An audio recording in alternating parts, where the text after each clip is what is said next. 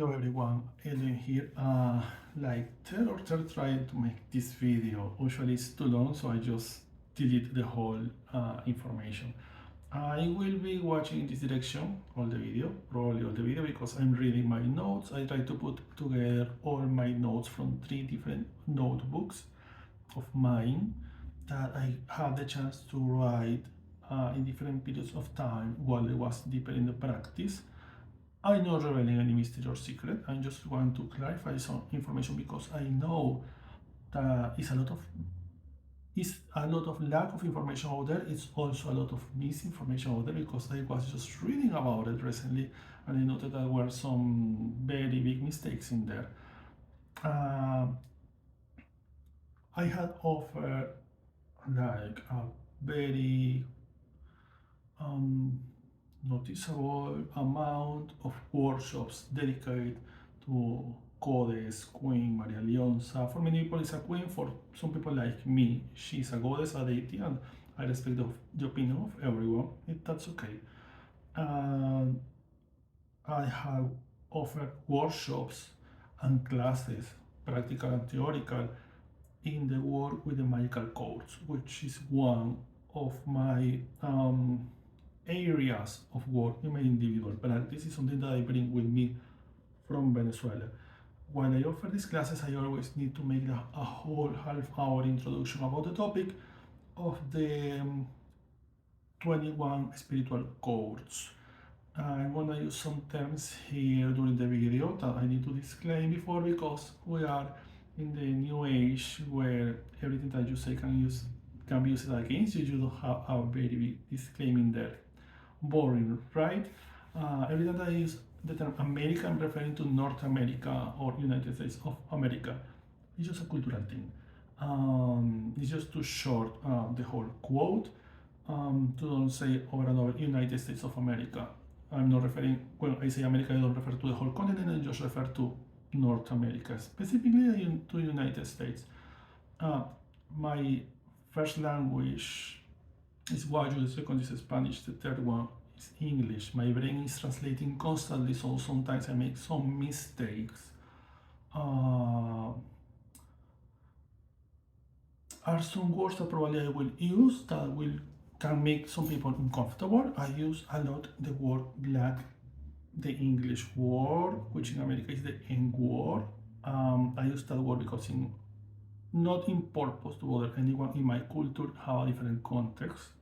I always try to translate it, but sometimes when I'm very inspired or very engaged in a conversation, I just totally forgot and I just use the word. Sorry for that. I don't want to offend anyone. Just please remember I come from a different culture, different country where actually the N word have entirely different context. It's like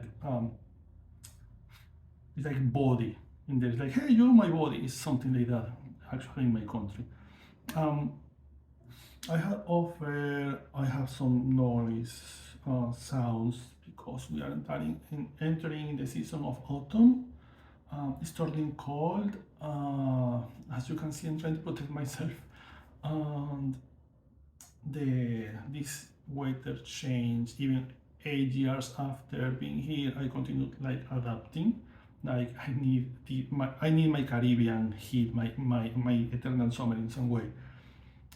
So this is like playing a lot of games with my body and my body's reaction into that.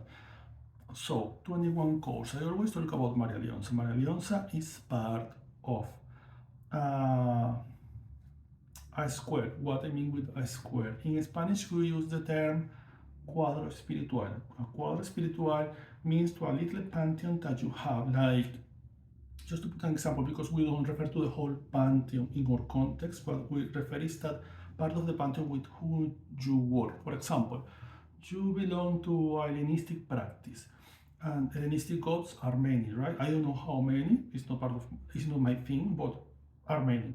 And you work with Aphrodite and Erotes, this goddess of love and beauty, and the gods of love who are her companion.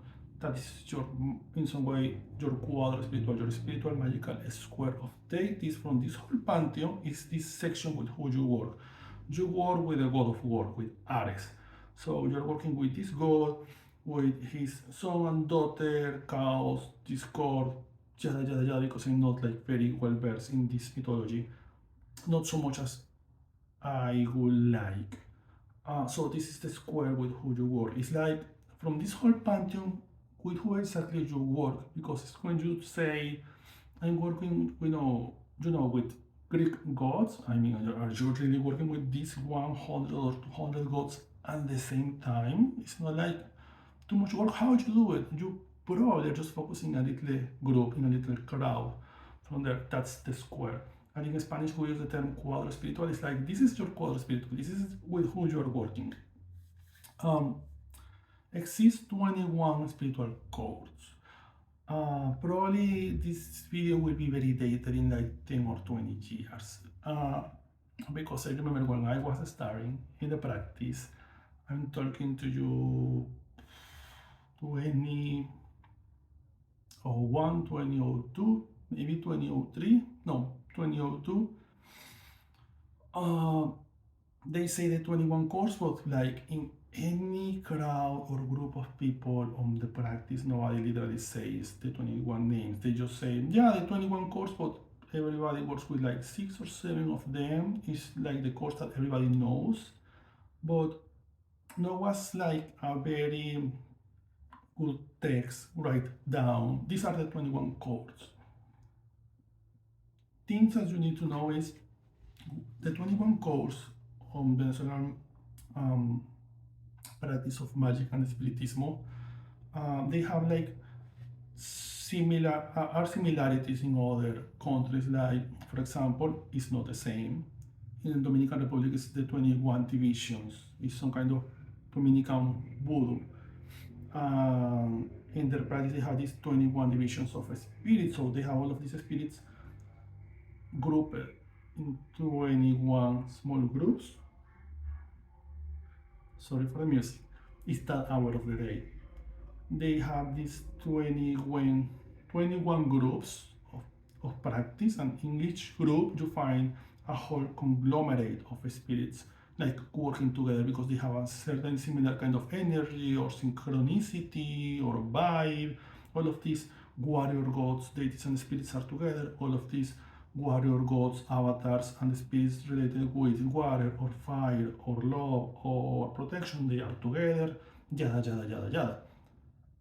Dominican Republic is not like the one who do it. Actually, Puerto Rico have their own course, Colombia have their own practice, Venezuela have their own, Brazil have their own, and in each country this number can be can have a little change, can be 21, can be 19, can be 15, but what most I see is that most of the countries have 21 courts or groups of magic. It's the magic of the 21. This whole group of courts is ruled by,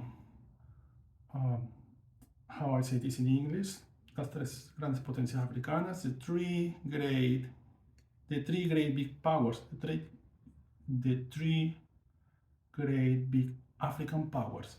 That should be the name. Las tres grandes potencias africanas, the three big or great African powers, is these three deities who are like spirits in a very high place of energetical evolution, or beings in a very high spiritual place. That is more correct, and I think it's more accurate. Is these three spirits who represent a certain period of time, and they're three together, they rule all the thing together. Like we are the three kings here, and all of these conglomerate or a square or pantheon of spirits works in some way for us, not with us because we are over them. These three are Maria Leonza, probably the most popular one. Guaycaipuro is super popular in Venezuela, and it's a very common name that you can listen around when you are in Colombia. And the Black Philip, I feel very uncomfortable translating that because actually the correct name is Negro Felipe, the Black Felipe, and Philip sounds more like French. These three entities, they work together and they rule the whole thing in some way. They are like, don't see it like kings, see them like the organizers. When you are working with them, it's this perception for people. When you are like very new in the practice, you think that you are working with them, and all the other spirits are like in there, below. When you have years into the practice, you notice that you are never working directly with any of them. You're working with the spirits in the middle that they send to you, like you venerate Maria Leonza, you have it in your pantheon, you work with her, you make offerings to her, you pray to her, she manifests in your dreams and everything else. But at the end of the day, it's thousands of people working with her worldwide, not just in Venezuela. She makes a certain group of spirits and minor deities in some way work with you. So she aligns you with these entities. Like, I need to take care of all of this. So let me make an administration of this area of what do you need in your life, and I will send these spirits to work with you while I continue receiving the offer. It's like some kind of payments, like the bank. When you go to open a bank account, the owner of the bank don't comes to you to open the bank account. It's some worker in there who attends you. This is a similar situation.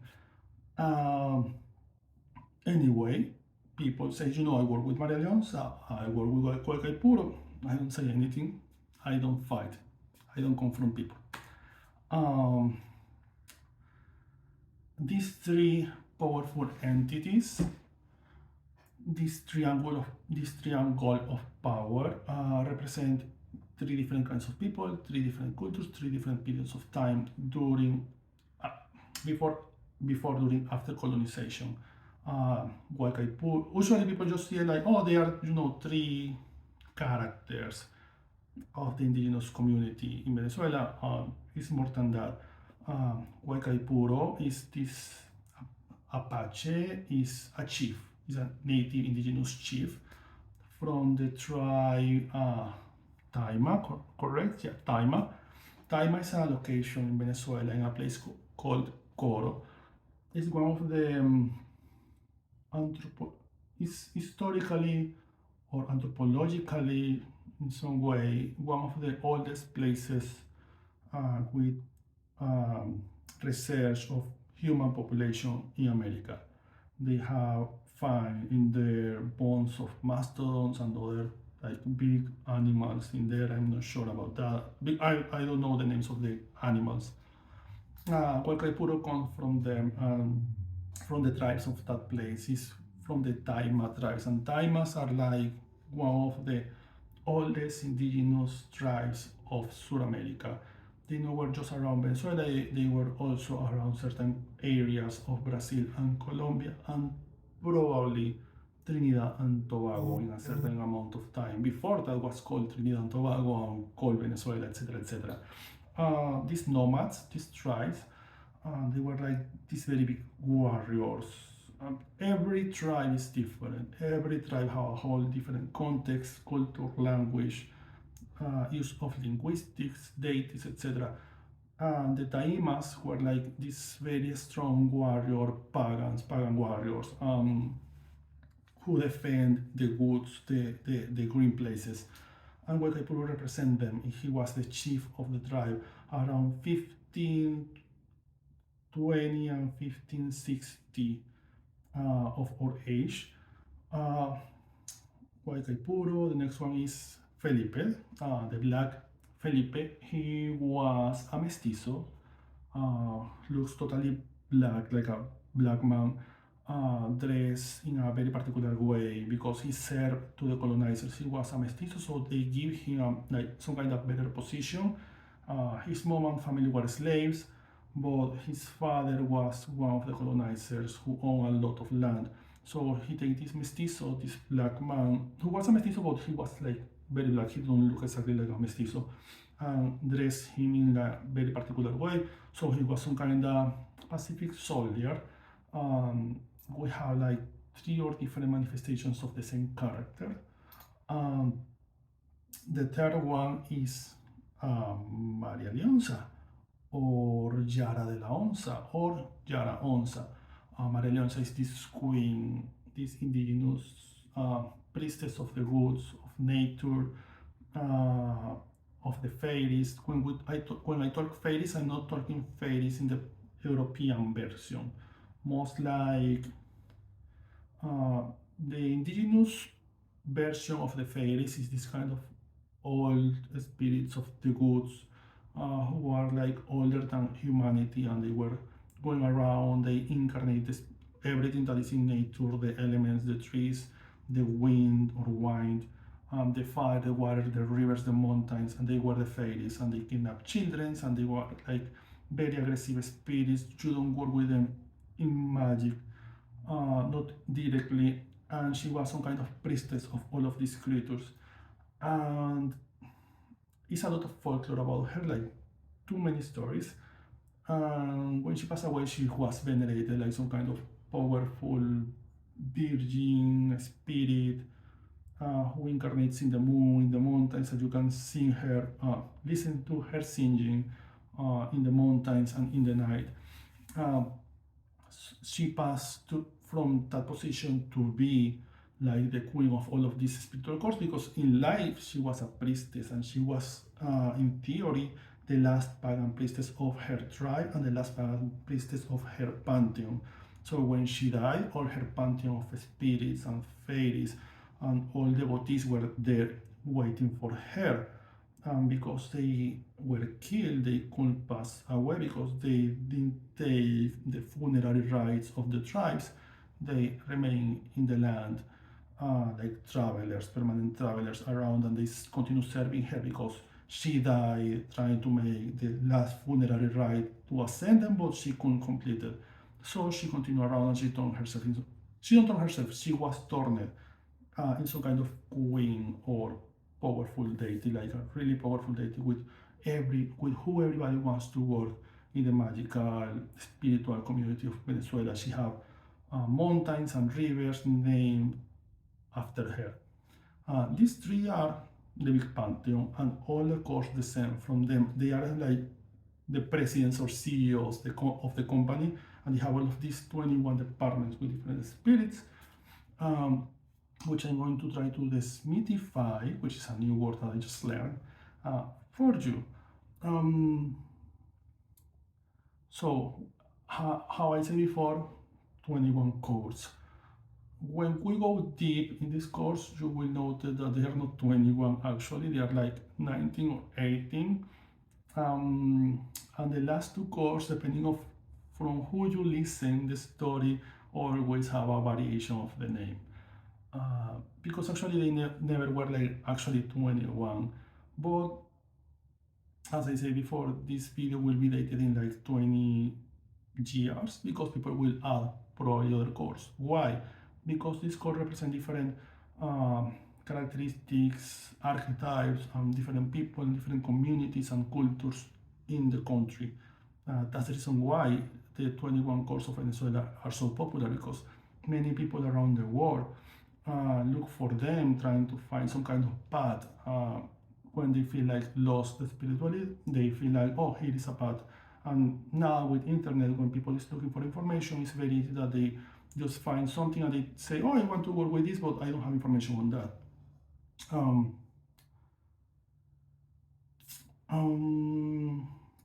The first one is La Corte Celestial. This will be like the court of the haven. According to my notes, let me close these windows I have here. Close. Yeah. The Celestial Court, which is the first one, I have 3 notebooks here that I just digitalized, and I think, oh, I can use all of this material. The Celestial Court is represented for the Sacred Heart of Jesus.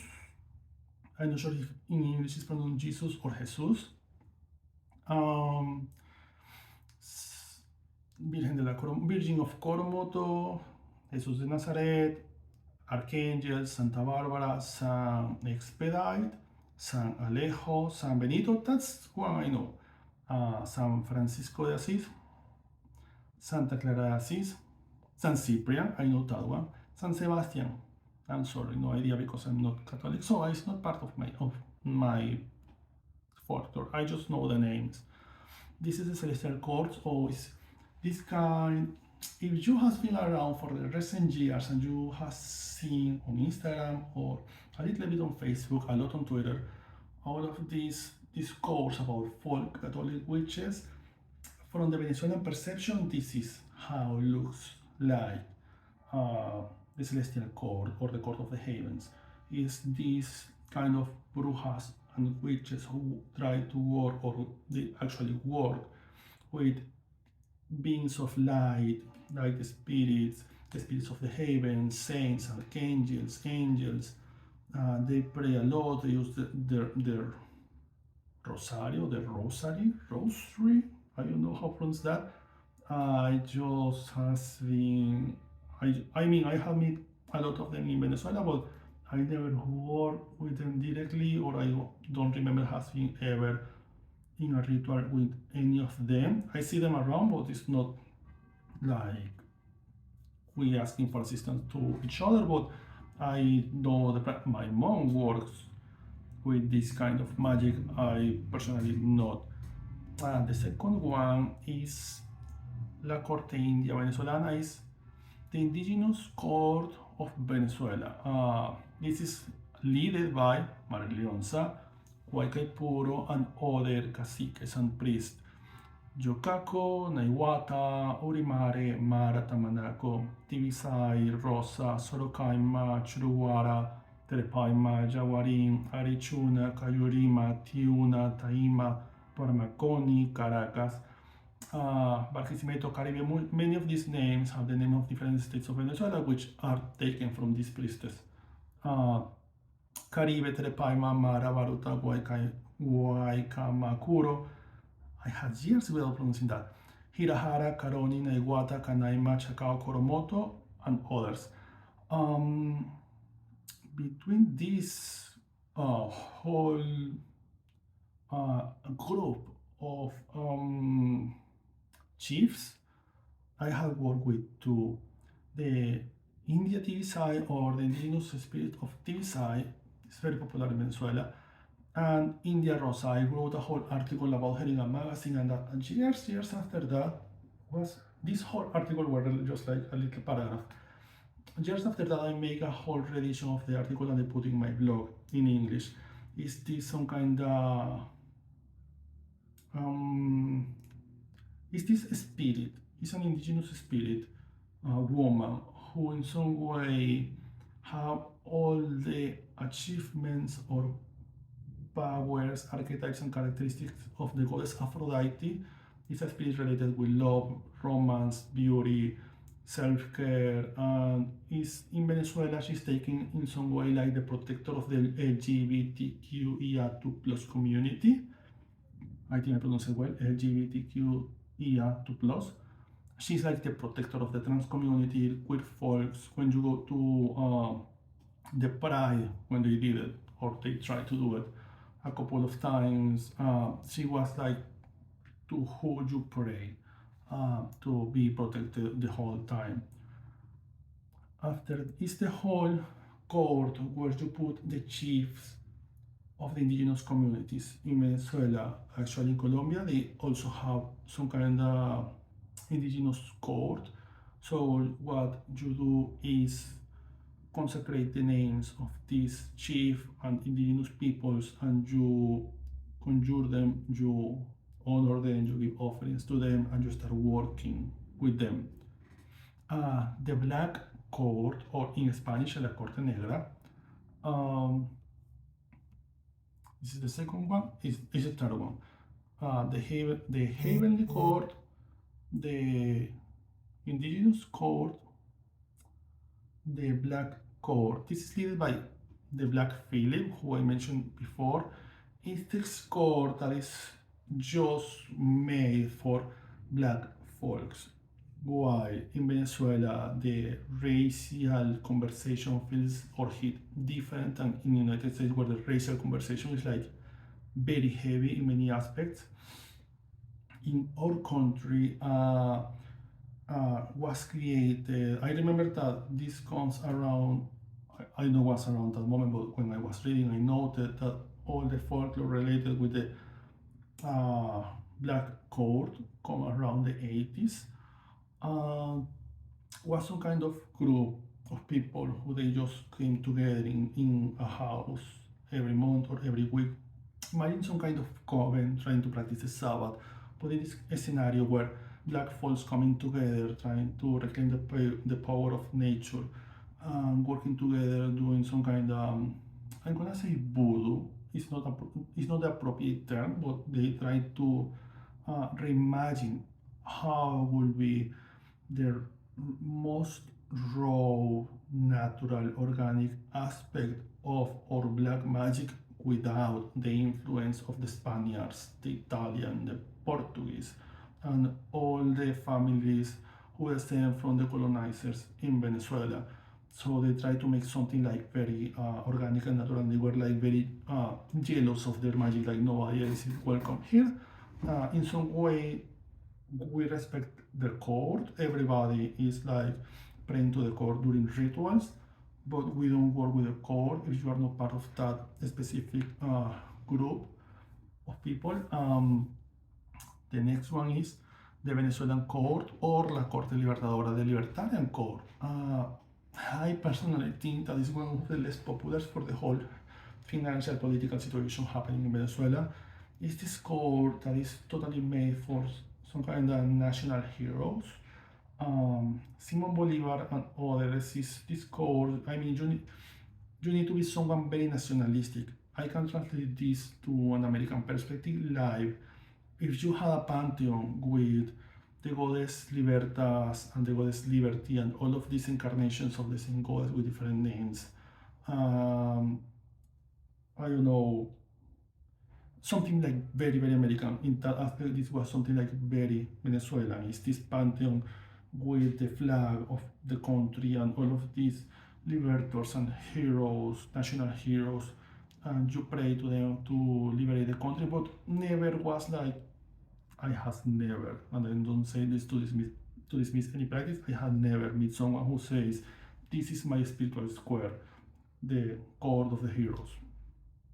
So I can't talk too much about it, but it's in the folklore, but it's not like something that actually people, we don't have spells or rituals dedicated just to them, probably a couple of parades and just that. The next one is the African court. The African court is very interesting because the African court is made for this 7 or 8, depending of the group of people with who you learn. For some people, it's like these are the 7, and for the other group, this is the 8.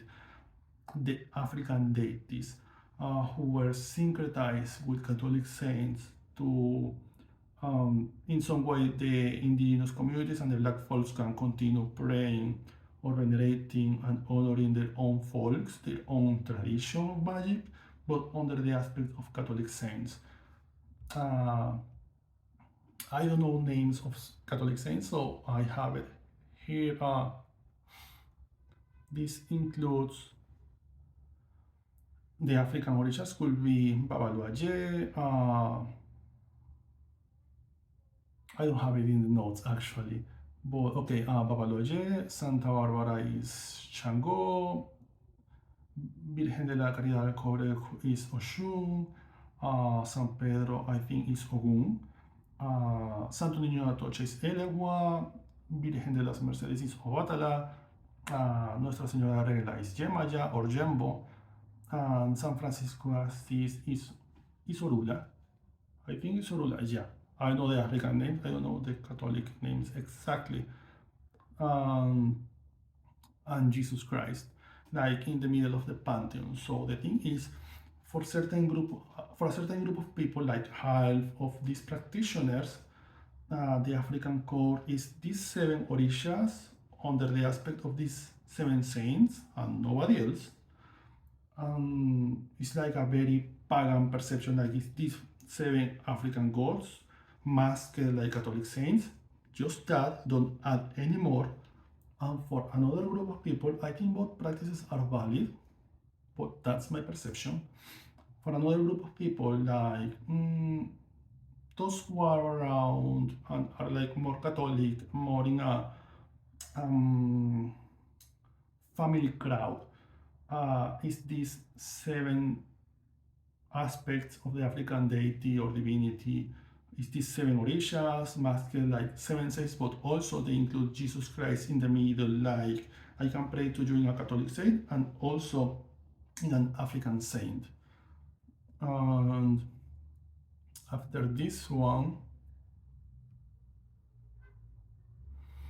two, three, four, five, the complicated chord, the chord of the 100 Juans.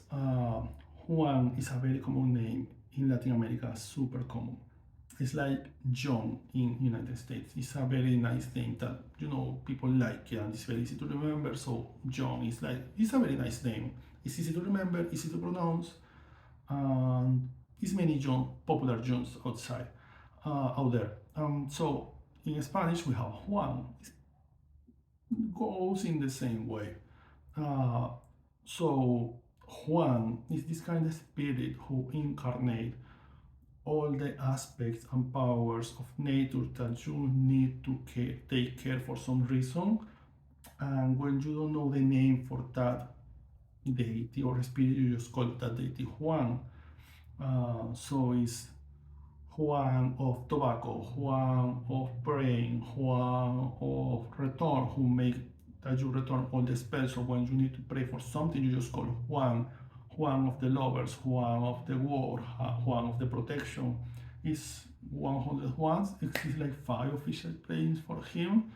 You can see people smoking the tobacco, like I'm praying for Juan de Retorno, Juan de la Guerra, Juan, yada yada yada yada. They made all of these big list of names that they memorize in a very specific order. In some way, you are conjuring all of these powers of nature incarnated under this aspect of this old bearded man with a very white beard and a big brown hat. And I think that with a beige or white t-shirt,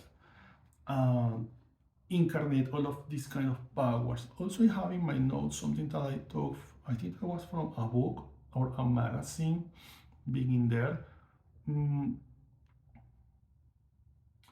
This code comprehend all the popular characters of a naturalistic and symbolic aspect, like Juan of the Crossroads, Juan of the Money, Juan del Dinero, Juan de Yaracuy, Juan of the state of Yaracuy, Juan del Agua, Juan of the water. It's like all of these aspects of magic taking the form of this human male character to present in front of you.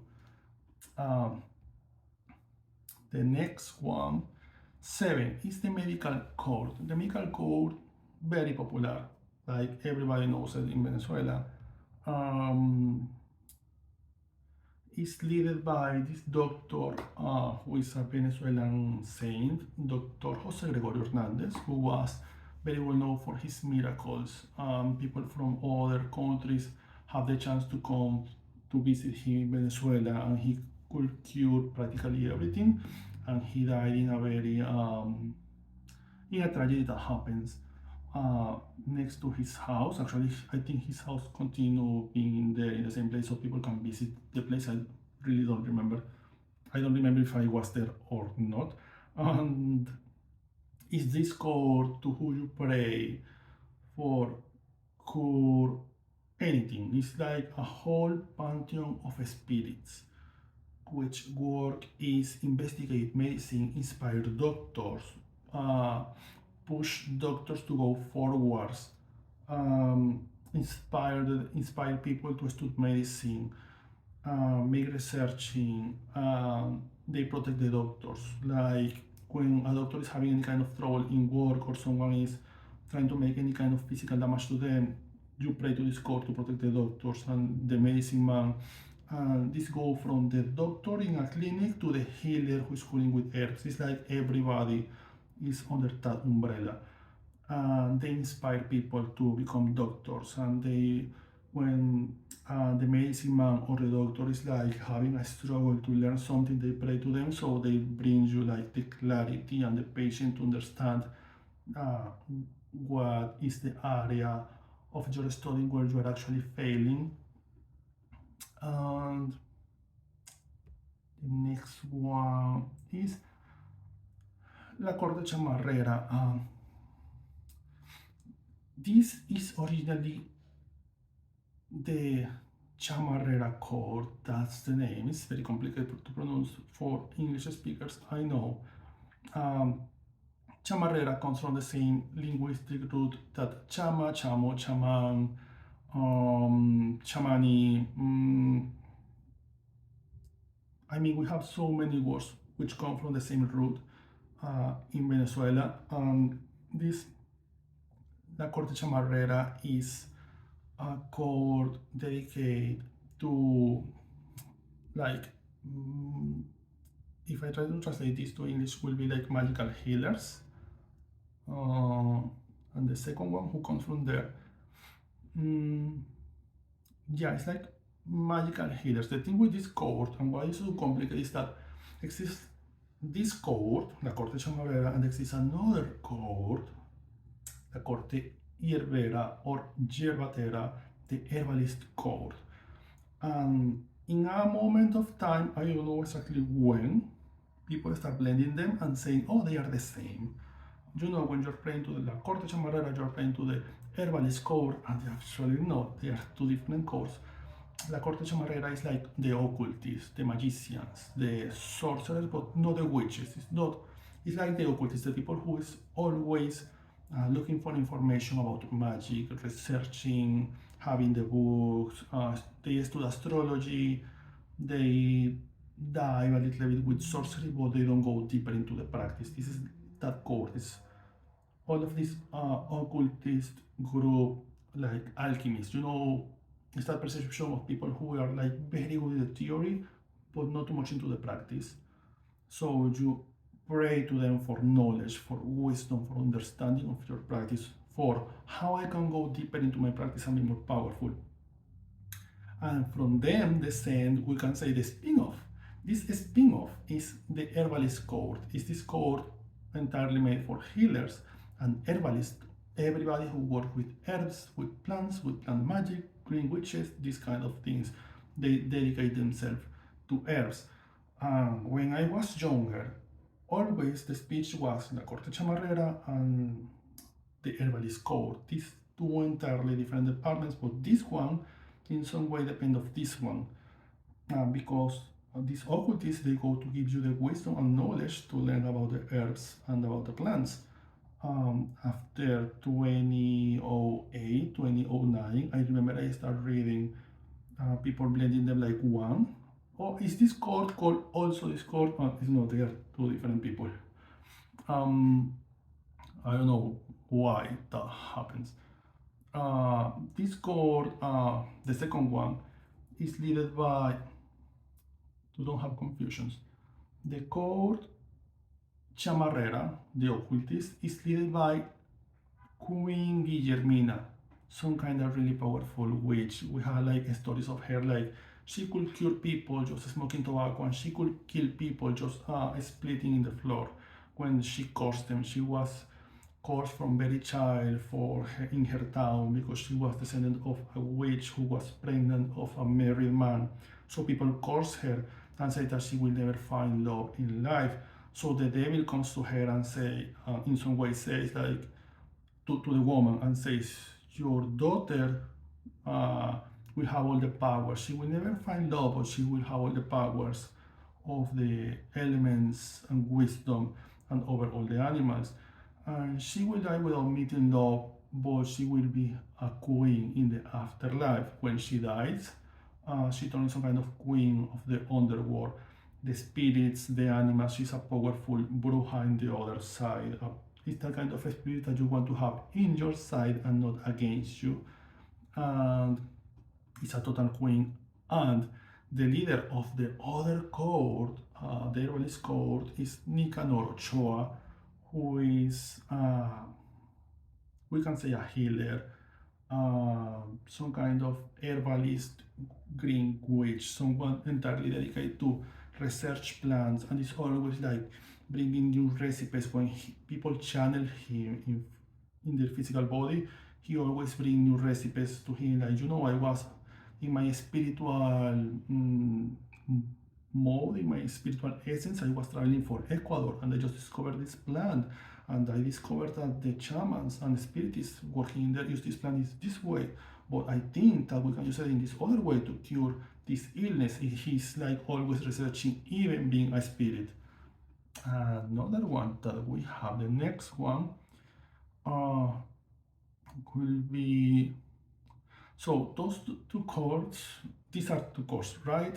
A Corte Chamarrera, led by the Queen Guillermina, and the Herbalist Court, led by Dominica Nor Ochoa.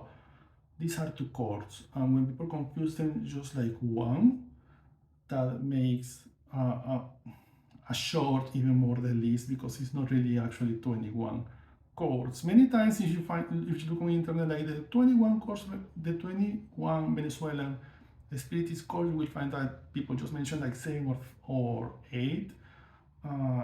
I find that is when someone mentioned 11, I was surprised, like mesmerized. Oh, someone goes a little deeper on that, but nobody really mentioned the 21 courts. I understand totally why. The next one is a little bit complicated to understand for people. Is the Viking court. Why we have a Viking court? We have a Viking court because in American history, beyond United States of America, we have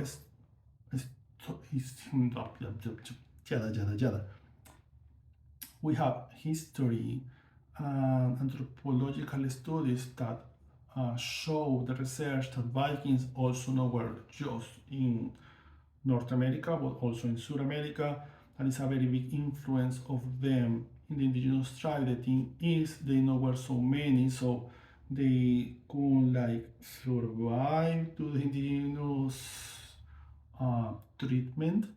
They know were enough like Viking warriors to conquest the land, but they were like enough to influence, making friends with the tribes. Obviously, the problem with this court is that it's a bit blended with American history of Eric the Red, her descendancy, and we have stories of all of these Viking communities going around. So it's more folklore than history in some aspect, but it's like the court that with who all the younger people want to work, but with who all the adults don't want to play, because we have seen the things that they do when they manifest in a body. You can look on videos on YouTube and TikTok, and you will understand what I'm saying. Like, you see this child, they just read a book, they think that this is like, this is Western magic, you make a pentagram and you just wait. These spirits are like very powerful spirits that when they come to your body, they take knives and stuff and they start cutting themselves to show off how strong they are. You can look up these videos. This will be very triggering, so be very careful, because you will find a lot of blood in there, because these people cut themselves, they cut their tongue and other parts of their bodies, because it's not just the spirit of a Viking trying to remember in their life. They're also dying a very traumatizing way, so they are in some way trying to traumatize the body. And when they left the body, the person who comes back starts feeling all the pain and is all the blood going around. So it's most of the times this tribe or this group of the cohorts is like incredibly popular with the young people. And you see all of these younger guys, I want to work with the Vikings, and no, you actually not. You believe me, you don't want to do that. And all the time you see like, it's this arrogance that we have when we were younger, that we feel like I own the war and nobody knows more than me and I'm gonna do it, and this kind of things happens. I never was in that part in my age. I never had that interest, because when I was even younger, being a child, I see many times the Viking court acting in front of me, and I know was interested on that. I know was interested in cutting myself. They made this kind of this was like something very interesting. They take their tongue and they code some kind of, I'm gonna say rune, but we know that the history of runes that we have is not like the most accurate, but they make this kind of symbol using knives in their tongue, and then they start to putting that symbol inside of their mouth, which was like very ugly to see and probably very ugly to feel. And all the time when you see them, all of them have the same symbol, so it was something very mystical in there. The next one, I'm just giving you this information for theory, don't put that into practice. The next one is the Court of the Sky, or the seventh grade. When I was younger, La Corte del Cielo, or Corte de los Siete Grandes, this was called the Sky Court, La Corte del Cielo. When I started in high school, I remember people start calling it the seventh grade. Which is the seventh grade? This is the seven archangels of the Bible, which are Miguel, Rafael, Gabriel, Uriel, Samuel, Jophiel, Zadkiel. These seven archangels is a part of the pantheon of spiritual square just dedicated to these seven, and you just work with this seven and with nobody else. They teach you magic, knowledge, astronomy, astrology, protection magic, and how craft different kind of charms and amulets using symbolistic, sympathetic magic. 1, 2, 3, 4, 5, 6, 7, 8, 9, 10. Okay, the witch court. These are the two with who I work. The witch court and the enchanted court or fairy court. These are the two with who in which I was initiated. I just know the others because I, will go around with people. The witch's court is all witches who were consecrated or not in a land. What is a consecrated land? When a witch died in a place, you consecrate the land. Wherever she was put in a cemetery or in a garden, wherever you put her body or whatever you do with her body, you make some kind of tribute to this witch after she passed away. So in whatever is the place where you put this tribute or this offering, is turning cold. Whatever is the place where you put this tribute, this place will be consecrated in the name of that witch. You consecrate the land in the name of that witch. All of these witches, when they are consecrated, they belong to the land, and they are starting to mix with the spirits of the land, and they're starting to make pacts after life with these spirits of the land. So they remain close to us. They protect other witches from that place, from that space of time and universe. So this is a practice that I took when it was my time of the initiation. I took that one. That was like an option. It's not like they ask you. Whatever is the interest that you show, they don't care. They choose the path for you.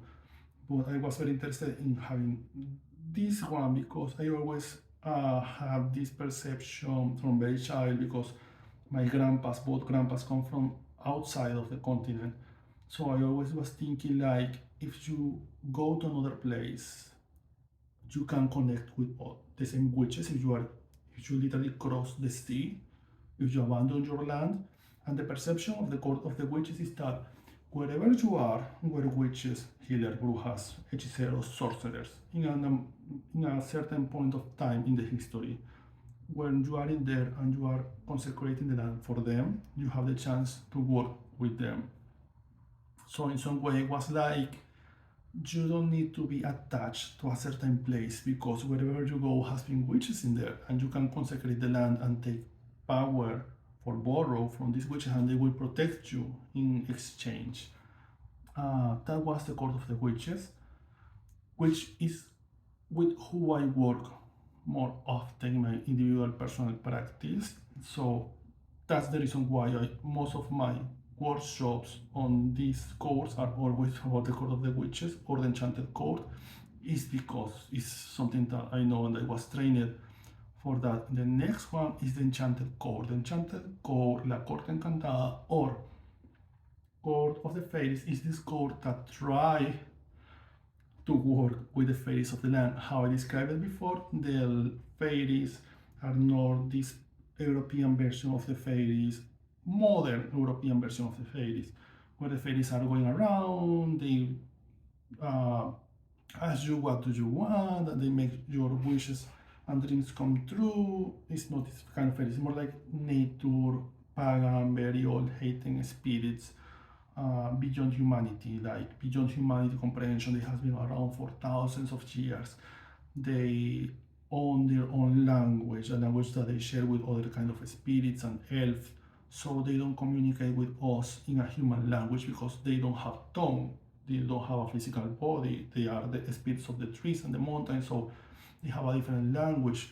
So one of the most interesting things in plural about the fairy court or this enchanted court is the fact that they practice a lot of going in trance. When you go into trance, they will try to teach you this magnetic, symbolic, mystical language in your mind that you will learn to express emotionally or with different gestures or different dancing, so they will understand what you are asking for or what you are saying, because they don't communicate with you in languages, in human languages.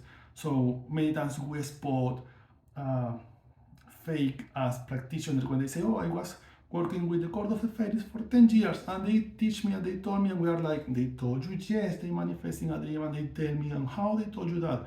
"Oh, you know, with words, with their mouth." And we are like, got it. In our folklore, we are talking about spirits who come from trees, mountains, rivers, rocks, caves. What makes you think that these spirits have any interest to take a human form? They don't need this. They don't need skin. They don't need fingers. They don't need a tongue to talk. They don't need eyes. They see with more than eyes. They are essential beings, very powerful, very old, very ancient. So we call them hadas in Spanish, which the translation to English is fairies. But this corte de las hadas, or corte encantada, or corte de los encantados hadas, is one of the deeper ones, because these people is always practicing the art of trance, the art of going deeper in their own minds in meditation. I just try to understand them from the theoretical part. I stood with many of them. I can say that some, because many of them teach me a lot, but I never was able to go deeper into the practice because the practice was too deeper for someone like me. I distract very easy, and they can go into a meditation trance for like 4 hours without literally moving. I have seen this, and it's like, wow, I can't. Um, I see something happening in the window, and I just distract myself immediately. These people, they train themselves for this. It's not a code with who you work to make spells. "Oh, I want to work with the fairies because they will protect me and go against my enemies." They not. It's a code. It's a path that these people take to go deeper in knowledge and wisdom of nature, history. They will show you visions about how was the world before, how will be the world in the future. They show you these kind of things, but they are not there like to serve you, doing a love spell or a money spell or cursing your boss because you don't like your boss. They don't do that kind of things. Um, Next one, the right name in this moment should be the Roman court. In Spanish, we continue saying La Corte Gitana, because Gitano is the translation of gypsy, but in an Hispanic cultural context, the word Gitano is not taken so offensive. It's actually like a very nice word to say, something that you say to everybody. And when you meet a person who is a Romani, or a gypsy, uh, in Spanish, when you say you are a Gitano, it's like some way to say how much I admire you because you are a Gitano. Your people survive so much, and you have such a like, how I say it.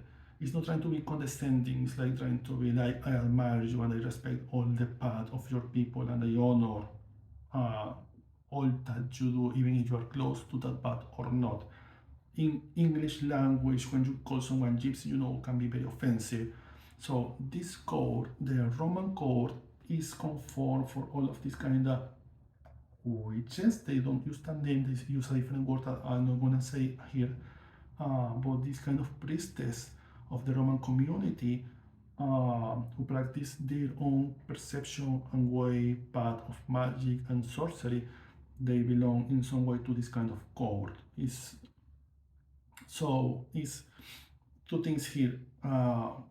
For the superficial part, people who practice with this code is mostly diviners, chiromancers, people, palm readers, tarot readers. But when you go deeper, this is a lot about honoring and giving offerings to them. It's like a part of service to the spirits who come beyond to you, to venerating the ancestors, whether you are a Roman or not. Um, the good thing about this path in particular is that all that speech that we're having right now in the United States from like 2-3 years ago that comes to public finally about please stop calling people gypsies, they are Roman or Romani. We have been having that speech in Latin America for like the past 20 years, because the Romani community in Latin America is not so notably big, but it's in there, it's very present, and it's very blended in our folklore. So we have a lot of respect for this community and for all the struggles that they had in the past. When you work with people who practice the magic of the Roman path, you understand, it's some things here that we need to take care and we need to understand and learn from a place of compassion, boundaries, and understanding.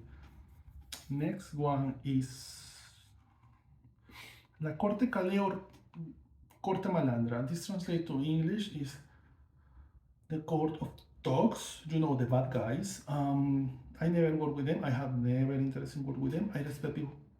I respect people who work with them. It's not something that I will advise to do. You are working with dogs, with people who work on unethical things, people who kidnap, people who kill, people who rob. Now, people will ask, why someone want to work in that path? If you grow up with in a certain, this will sound very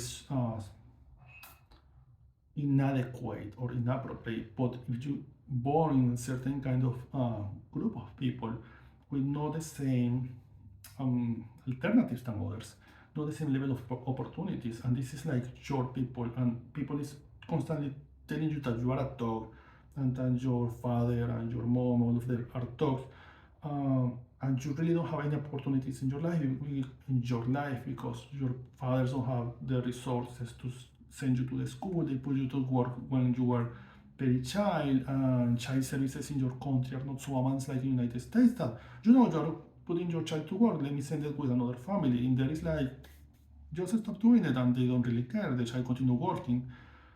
When all of these kind of things happens, the child, sadly, society forced him to be part of this system that is broken. So you pray to this court of dogs, killers, kidnappers, robbers to protect you. So it's not so difficult to understand, but it's not something that I will advise to do. But life is hard. It's harder for everyone. It's hard for everyone. It's harder for certain groups of people because not everybody have the same opportunities and chances in this life. Sadly, that's the truth. So if people is calling you a monster all the time, you will end turning yourself into some kind of monster for them.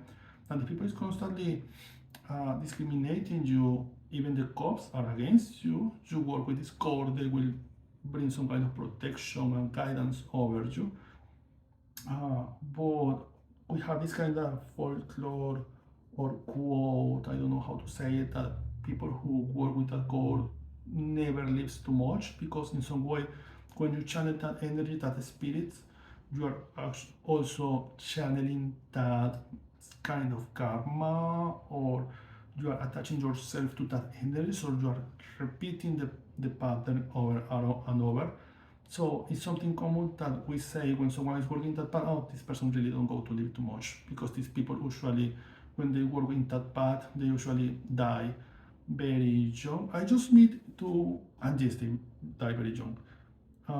But it's that. Um, the next one is, I cannot say this because it's not a word for this in English. La Corte Llanera or Venezuelan or Venezolana. So the Venezuelan court, because Llanos is a place in Venezuela. So this court of Los Llanos or Venezuelan court is led by Jose Maria de las Animas. Is this whole court or group of spirits who comes from Los Llanos. It's like common people who learn something about magic in the place. They know the local herbs, they know the regional folklore, so they instruct you and give you guidance on that. But the leader one, Jose Maria de las Animas, who is like, I dare to say he's a very queer character, is a leader of the spiritual world. He rules the animals. The animals are all of these spirits who, in our perception, they didn't receive propitious or prospect funerary rites, so they go around, they never baptized, they don't belong to any religion, so when they die, their spirit is here because you never practice anything religiously in your life, so any god or deity wants you in their place because you never had in your life any interest on them, so you stay around. And these animals work by for Jose Maria. Was a very, in the folklore, was a very powerful sorcerer. Let me change this slide because I'm seeing myself like a little red or yellow, I don't know. Now I look sick, but it's better. I look paler than usual. Usually I look like a zombie, now I look like a pale zombie, which is worst. The next one, La Corte Bárbara. It's totally nonsense. I just meet two people who told me that exists, and I have never met someone who actually tell me, oh, I practice this. The few information that I have is just literally a few lines, of which I can just share it with you, like 2 lines. They were like, just give me a second, I have it here in some place.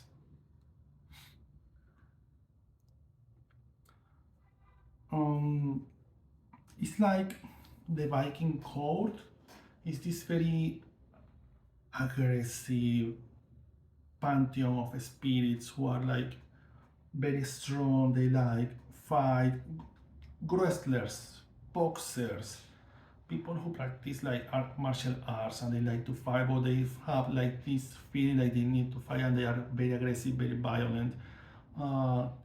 It's like when I was around my people in Venezuela, no was something that people actually told too much, was something just mentioned a couple of times, like this person was claimed for that court, but he didn't want, he tried to make the initiation for second time and they claim him again and he said no, and they tried for third time 2 years later and the court comes again like, we are claiming you, and after the 4th time that he tried the initiation, finally a different court take him because he really didn't want it, and I asked why, and they explained to me it's a very aggressive court.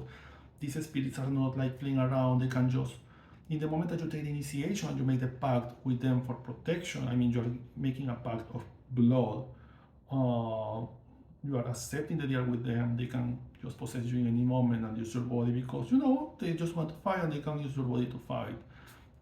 Sometimes they can fight even with their partner or someone in home, and it's something that you don't have control because you, in the moment that you make a pact, you're signing, yes, I accept this.